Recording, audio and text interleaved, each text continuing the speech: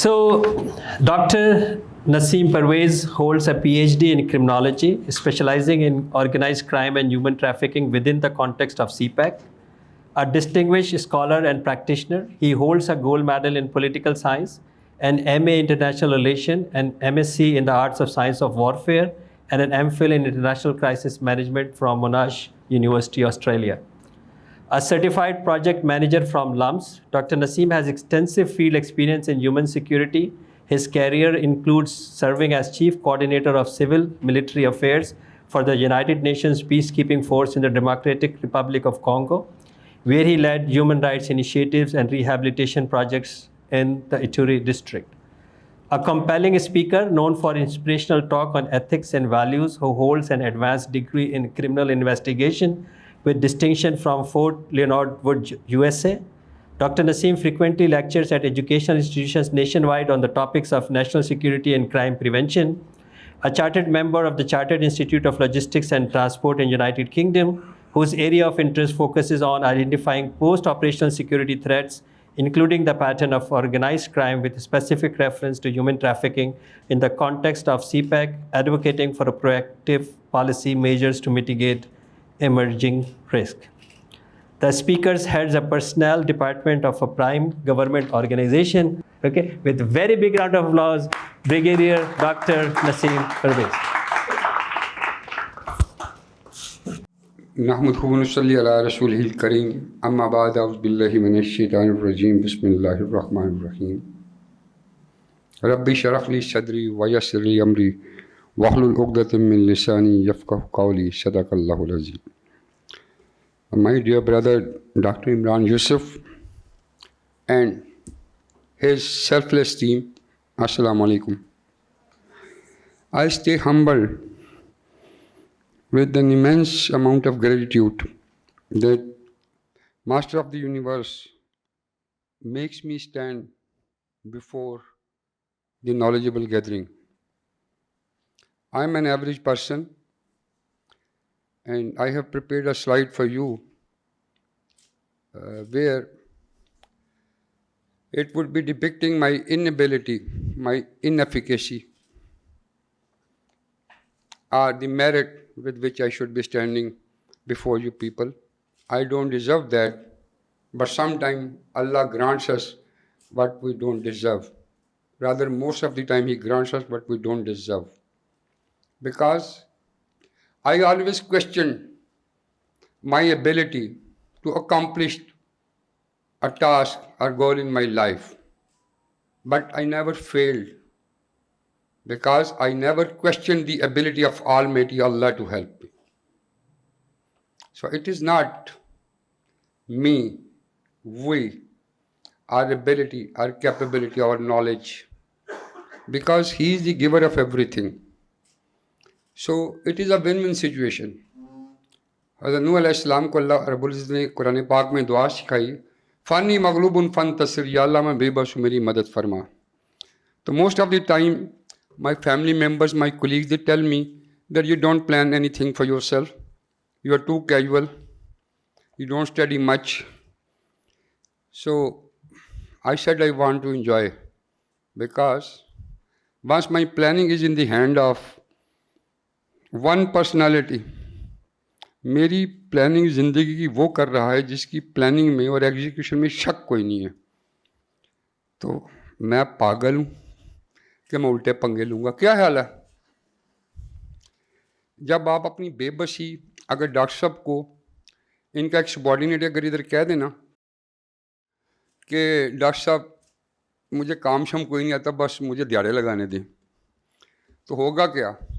वो आप देखेंगे गलतियाँ भी करेगा, काम भी उसको कोई नहीं आता होगा, वो प्रिविलेज भी होगा. आप सारे कहेंगे यार ये बंदा क्या है, डॉक्टर साहब इसको कुछ कह ही नहीं, इसको आता भी कुछ नहीं है, मस्तियाँ भी कर रहा है, नालायक भी है रज के. अभी उन बेवकूफ़ों को ये समझ नहीं आ रही उसने पहले ही तरला मार लिया हुआ है. तो जो अपने अल्लाह का तरला मार लेता है ना पहले से, वो मौज कर जाता है.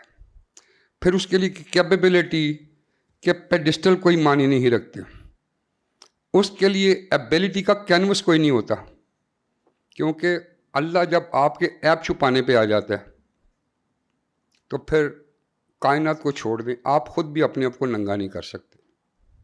ये बात समझ आ गई है? तो विन विन सिचुएशन है हमारी।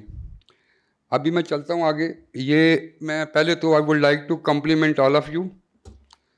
डॉक्टर साहब को तो मैं अभी मैं थोड़ी देर पहले अरशद साहब से बात कर रहा था कि मैं कराची में ना, मेरा बहुत बड़ा सोशल सर्कल था, but I reduce it to minimum few people only, and Dr. Saab is at the top. Whenever I visit Karachi, he is the first person whom I inform, and the second is sitting.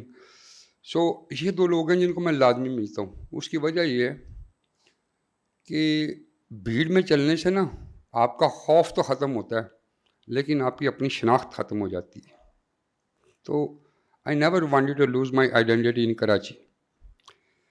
तो that is the reason मैंने अपने circle को ख़त्म कर दिया। तो ये एक मैसेज आप लोगों के लिए भी कि भीड़ में ना चला करें, अकेले रास्ते पे चलें। मुश्किल आती है, लेकिन अकेले रास्ते पे चलने वाले वो होते हैं जिनके साथ अल्लाह चल रहा होता है। अल्लाह आपकी विश और विल को आपके दुनिया के चले जाने से बाद भी पूरा करके दिखा देता है। उसके ऊपर कोई कैद नहीं है मौत और हयात की। But there is one criteria, there's one criteria. You don't have to doubt his abilities. You can doubt your abilities throughout. I don't mind. I doubted my abilities number of times. I went into phases of depression, anxiety number of times. And I bow my head before Almighty Allah for being into those phases. Because जब तक आप बेबस नहीं होते, मजबूर नहीं होते, you don't get to know कि कुदरत किसी और के पास है, कादर कोई और है। अगर मुसीबतें आजमाइशें बुरी चीज़ होती तो पैगंबरों पे कभी ना आती। Got it? आप डॉक्टर हो ना, तो जब आप मरीज के हाथ सर पे हाथ रखते हो क्या होता है? उसने जलती हुई पेशानी पे जब हाथ रखा, रूह तक पहुंच गई तासीर मसीहाई की। ये डॉक्टर होता है ना, ये हीलर होता है। तो इससे क्या जाहिर हुआ जी? We have to be grateful to almighty Allah. If we had plans, still we have the life to fulfill them. If we had dreams, still we have a chance. The person who is dead, he can't do anything. Billion trillion उसके account में पड़े हैं, 10 paper. मैं Australia में पढ़ रहा था, हमारे एक टीचर प्रोफेसर कहते बड़ी अच्छी बात मुझे उनकी लगी, the beauty of the money is it is never enough. मैं आपको कोई इंग्लिश पढ़ाने नहीं आया, ना ही मैं आपको लेक्चर लेने हूँ थेरेपी के ऊपर, because I am not a doctor, I am not a medical doctor, ना ही मैं कोई फिजियोथेरेपिस्ट हूँ। ठीक है, आप ना एक चीज़ ज़हन में रखो, हम आपको वो बताते हैं जो हम लाइफ से सीखते हैं। और दुनिया बेहतरीन किताब, ज़माना बेहतरीन उस्ताद है, रिक्शों के पीछे लिखा होता है ना, वो एक्चुअल लाइफ टीचिंग कोर्स होते हैं। ठीक है, बाकी तो मेरे से और ठंडे कमरे में बैठ के गर्मियों में और सर्दियों में हीटर के आगे बैठ के लिखते हैं ना। ठीक है, ऐसे नहीं होता, लाइफ ऐसे नहीं है। तो जिंदगी कितनी दफ़ा मिलती है इंसान को? 2 दफ़ा। अल्लाह का इंसाफ देखो, अल्लाह की सावत देखो, जिंदगी 2 दफ़ा, मौत 1 दफ़ा है। ऐसे ही है, कभी गौर तो किया करो अपने मालिक की शान पे। Got it? तो आपने ना अगर डॉक्टर बने तो so many people have become doctor before you, so many becoming now, until the day of judgement many will be becoming doctors. तो व्हाट इज द डिफरेंस? हर इंसान मुनफरिद होना चाहता है ना, कि नहीं? हर बंदा कहता है ना मैं ठीक हूं, कि नहीं? बोलो तो सही भाई, जवाब तो दे दो। हाँ, तो फिर हर बंदा यूनिक होना चाहता है ना, और हर बंदा कहता है मैं ठीक हूं। तो आपके हाथ है ना, ये हाथ, इन हाथों से आप क्या करते हैं? मेरे हाथ भी हैं, हाथ आपके भी हैं, हाथ इनके भी हैं, डॉक्टर साहब के भी हैं। तो फर्क क्या है इन हाथों में? मेरे हाथों में और आपके हाथों में क्या फर्क है? बताए ना, मैं नजदीक आ जाता हूं आपके। मेरे हाथों में और आपके हाथों में क्या फर्क है? ये ना कहना कि सर आपने धोए मैंने धोए नहीं। नहीं, वो देख रहा हाथ यूं करके ना अपने। हम अपने हाथों से पेशेंट ट्रीट करते ओह यस, आप कौन सा काम कर रहे हो? शिफा देने वाला। किसके भी आप पे? हाँ, शिफा देने वाला तो वो है, लेकिन उसने अपनी ड्यूटी आपको दे दी। And it is not something small. Doctor एक ऐसा पेशा है जिसमें आपके पास इंजीनियर भी आएगा, वकील भी आएगा, पुलिस वाला भी आएगा, साइंसदान भी आएगा, ऐसे या फौजी भी आएगा, नेवी वाला भी आएगा, रेडी वाला भी आएगा, रिक्शे वाला भी आएगा। ऐसे है कि नहीं? So you are such a important people. खुद डॉक्टर भी आएगा, लेकिन डॉक्टर रिस्क नहीं लेता वैसे डॉक्टर के पास जाने की। इस पर ताली तो सही बुझाओ ना। तो आपने ये चीज़ इनमें रखनी है कि you are special people. Special people इस वजह से नहीं कि आपने किताबें बड़ी अच्छी पढ़ ली हैं, नो। आप सबको डॉक्टरेट की डिग्री होगी ना, तो there is a difference between doctor and healer. Anybody who can tell me the difference? Metacognition किसी ने समझा? What is metacognition?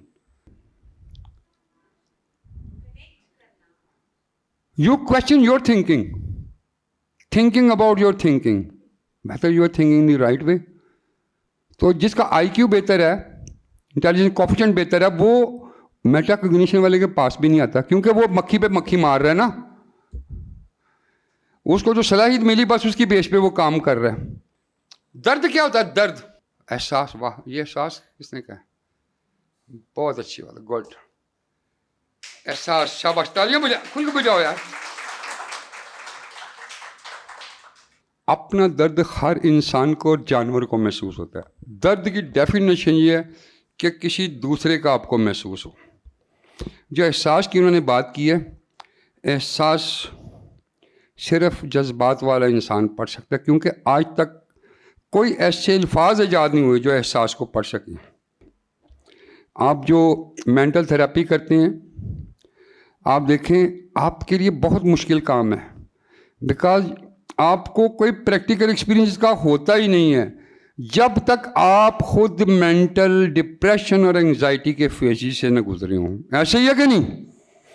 आपको तो सर्जन की तरफ डेड बॉडी के ऊपर ऑपरेशन नहीं कराया जाता ना, या आपको तो मौका नहीं मिलता टांगे टूटी देख के उनको जोड़ने का, किसी को देख के तो आप सीखेंगे।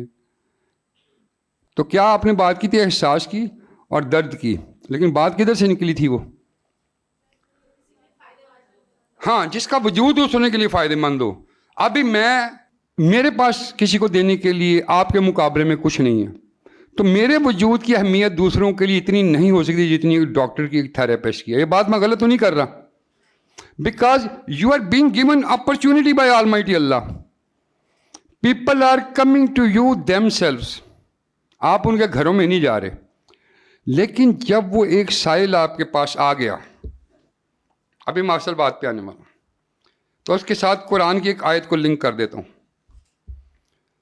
सूरह दुहा की आयत नंबर 10, मेरा है 10 ही है, टोटल 11। व अम्मा साइला फला तनहर, साइल को झिड़कना नहीं। आज मैं हॉस्पिटल्स में देखता हूँ, ये बड़े बड़े थेरेपी सेंटर में देखता हूँ, दूसरे लोग आपके पास आते हैं रिलीव लेने के लिए, उधर पैसे भी लेते हैं, जलालत भी देते हैं। तो क्या हुआ? ये जो टॉपिक था ना, medical service a gateway to heaven और हेल, ये बड़ा पर्टिनेंट टॉपिक है। ये आप बिल्कुल एज पे खड़े हैं, इधर भी जा सकते हैं, इधर भी आ सकते हैं। जितने आपके जन्नत में जाने के चांसेस ज़्यादा हैं, उतने ही चांसेस मेरी इस वक्त जन्नत में जाने के ज़्यादा हैं, क्योंकि मैं तो वो गलतियां कर ही नहीं रहा, मेरा इंटरेक्शन ही नहीं है। और जैसे हम कहते हैं ना कि कोई ऐसी बीमारी नहीं अल्लाह ने पैदा की जिसकी शिफा ना हो मौत के अलावा। तो लोग कहते हैं यार बड़ी बीमारी नहीं की शिफा। ओ भाई, ये इतनी जदीद मशीन है, मेडिकल साइंस उधर तक पहुंची नहीं, अभी इलाज है, हम अभी तक उधर नहीं पहुंचे। तो अपनी कम इल्मी को, अपनी नालायकी को, अपनी नाअहली को हम अल्लाह की कमांडमेंट को या नबी अकरम सल्लल्लाहु अलैहि वसल्लम के फरमान को चैलेंज करने के लिए तो इस्तेमाल नहीं कर सकते ना। Who we are. तो ये मेरी बात ठीक है कि एडवांस मशीन है इंसान। आपको पता है, आप जो ये सर्जन होते हैं उनसे बड़ा काम कर रहे हैं। क्यों? उसमें मरीज को तसल्ली होती है कि मुझे टीका लग गया, मेरा जो है ना वो सरिया डल गया, प्लेट डल गई, मेरा इलाज डॉक्टर साहब कर रहे हैं। इधर पेशेंट आप पे बिलीव ही नहीं करता कि यू आर डूइंग समथिंग, क्या कि नहीं? ये मैं आपको अपना पर्सनल एक्सपीरियंस बता रहा हूँ, because I never hide it.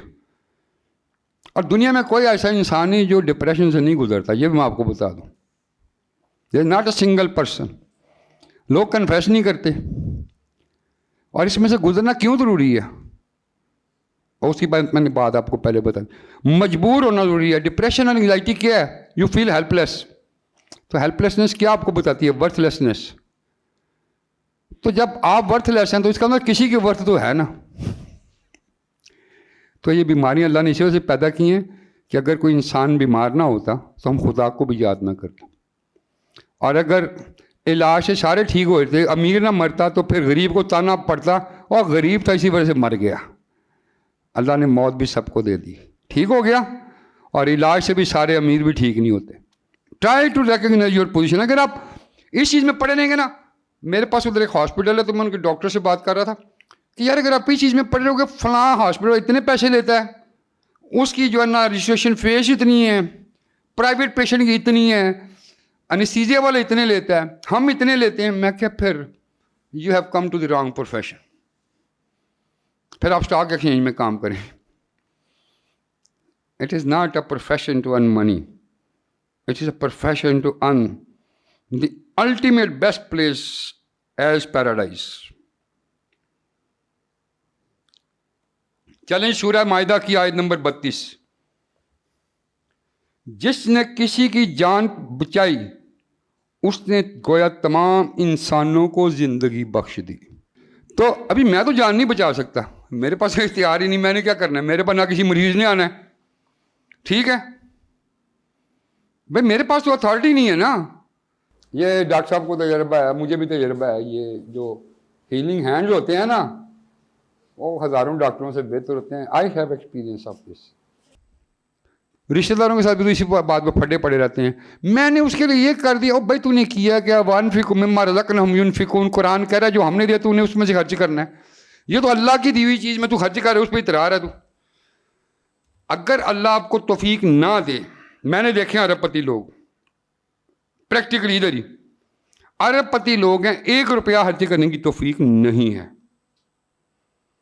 अगर आप किसी के साथ अच्छा सलूक करते हैं तो उस पर आपने अल्लाह का शुक्र अदा करना है। पहले तो अस्तगफिरुल्लाह पढ़ने की, या अल्लाह मैं तो इस काबिल नहीं था कि तूने एक तो मुझे दिया, दूसरा फिर तूने मुझे तौफीक भी दे दी, तीसरा क्या किया, मेरे पास साहिल को भी भेज दिया। वरना कई लोग आप देखते होंगे वो किसी के पास जाते ही नहीं हैं, जितने मर्जी मजबूर हों। अच्छा, ये पीछे जस्टिस मैंने लिखा है एक जगह पे, मैं वो लेक्चर दिया, मैंने कहा यार ये आपने हिंदू आए, ईसाई आए, एथियस्ट आए, ठीक है, मुसलमान आए, अपने सबको एक जैसा ट्रीट करना है। इवन एक कातिल भी आता है आपको इलाज कराने के लिए ना, he is a patient, it is his basic right, it is his basic legal right, तो आपने ट्रीट उसको करना। बाकी जो कानून उसका हिसाब कर लेगा जो उसका खाता है, ठीक है। उसमें आपने डिस्क्रिमिनेशन नहीं करनी कि जी ये मेरी ज़ात का, ये जट है, ये शेख है, ये बट है, ये गुजर है, ठीक है। तो इस तरह ये हमारी जो छोटी छोटी चीज़ें हमने बनाई हुई है ना, थोड़ा थिंक बिग, ठीक है। क्या मतलब है इसका? उर्दू में पढ़ें ज़रा। It is very simple, you are just an instrument. अब उस इंस्ट्रूमेंट ने कैसे खुद को इस्तेमाल करना है। और दूसरी बात ये कि शिफा आपकी डोमेन भी अल्लाह ने नहीं रखी। क्यों नहीं रखी? Otherwise you will blame your self. मैंने उसकी ये ट्रीटमेंट भी की, ये भी की, ये भी की, वो फिर भी ठीक नहीं हुआ। It mean I am incompetent. No no no, आप जितने मर्जी मेथड इस्तेमाल कर लें, जब कमांडमेंट ऊपर से आनी है ना, तभी क्या होना? तो आप शिफा देने वाले नहीं हैं। उस्तादों की इज्जत करते हो? और बाबा सुनो, ये जो आपके आगे उस्ताद बैठे हैं, इनकी आपने रिस्पेक्ट करनी है तो कुछ मिलेगा जिंदगी में। आपके ज्यादा नंबर लेने से, पढ़ाई करने से, डिग्रियां को हासिल करने से, कागज इकट्ठे करने से कुछ हासिल नहीं होगा। मैंने 5 मास्टर्स किए हुए हैं और इतने मेरे रिकॉर्ड है मेरे नाम के स्टडीज़ के, मैंने उनसे कुछ नहीं सीखा इतना जितना मैंने अपने उस्तादों से सीखा है। जो मैंने अपना अहलाक सीधा किया, जो मैंने सच्चाई का दर्स सीखा, जिन्होंने मुझे बताया कि ज़िंदगी में आपने मुख्ताजी सिर्फ अपने रब की करनी है। क्या? तो it went into my subconscious mind.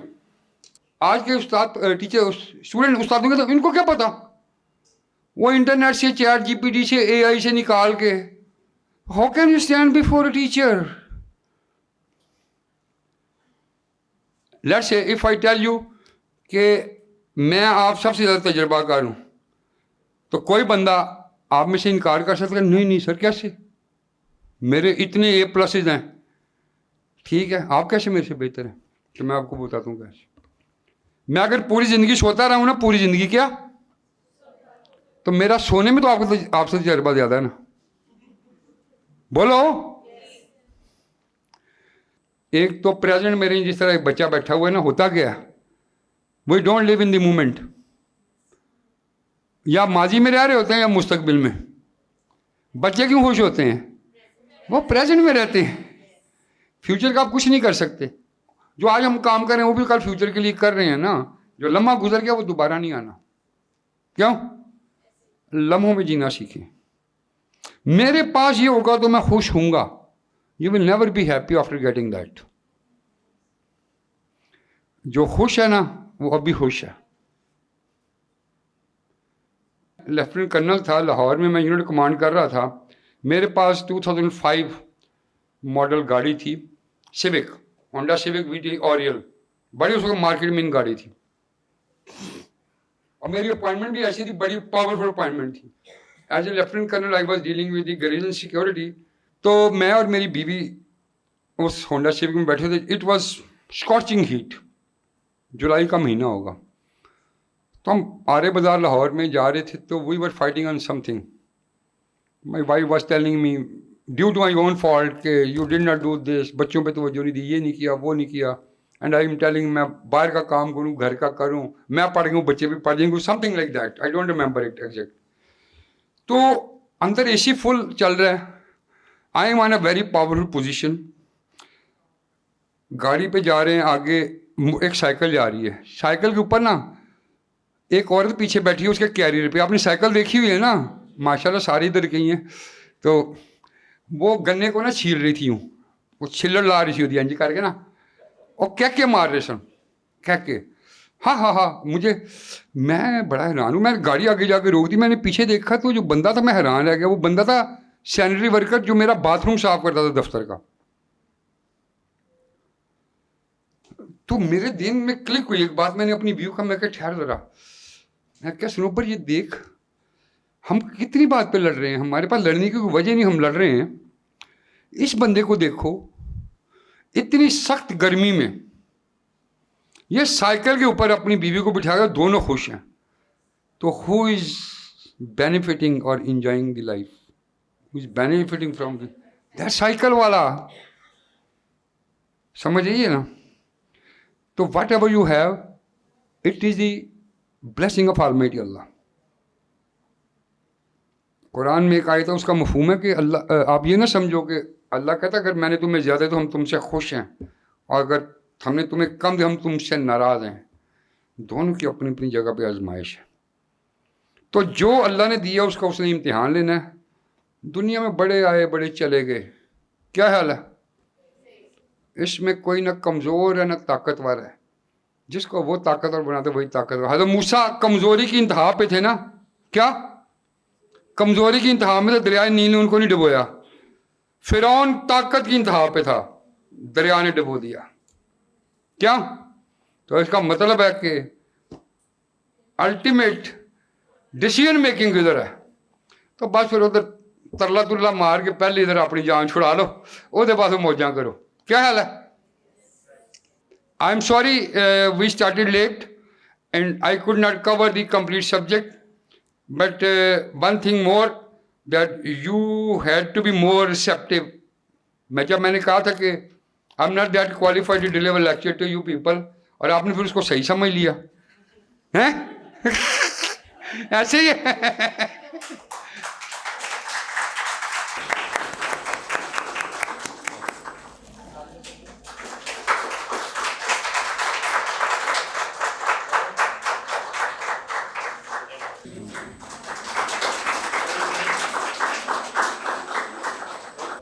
Sir जी छोटा सा वो मैं घर में जो कारण मैं उनको पूरा मैं भूल दो नहीं लेकिन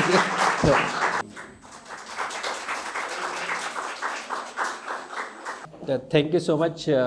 मैंने सर से रिक्वेस्ट की तशरीफ़ लेके आए। Everybody to give a huge round of applause जितना आपको सर को ये पसंद आया है, जिन्होंने थेरेपिस्ट को आके सिखाया कि थेरेपी जो है वो क्या होती है। Sir so nice of you, congratulation. बहुत thank you very much for patience.